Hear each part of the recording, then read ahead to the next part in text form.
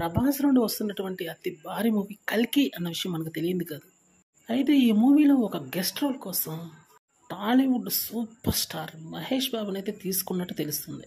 మామూలుగా అయితే బాలీవుడ్‌లో అగ్ర హీరోలు నటించినటువంటి సినిమాలు ఇద్దరు, ముగ్గురు హీరోలు నటించినటువంటి సినిమాలు తరచుగా వస్తూనే ఉంటాయి. కానీ టాలీవుడ్‌లో అది మాత్రం జరగదు.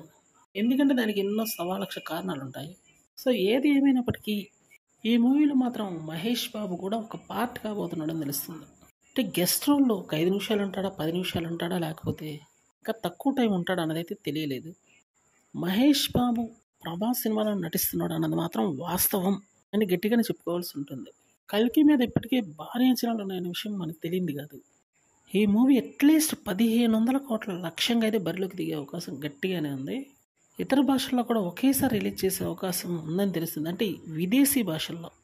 మామూలుగా ఇండియాలో అయితే 5, 6 భాషల్లోనే రిలీజ్ చేయాల్సి ఉంటుంది కాబట్టి అది ఎలాగో చేస్తారు. ఇక విదేశీ భాషలు అంటే చైనీస్ కానీ, జపనీస్ కానీ, స్పానిష్ కానీ ఇట్లా మిగతా భాషల్లో కూడా ఒకేసారి రిలీజ్ చేస్తే బాగుంటుందని ఒక ఆలోచన.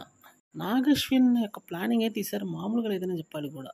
దానికి తగ్గట్టే సినిమా కూడా హాలీవుడ్ రేంజ్‌ని మించి మరీ ఉందని చెప్పాలి. మరి చూడాలి.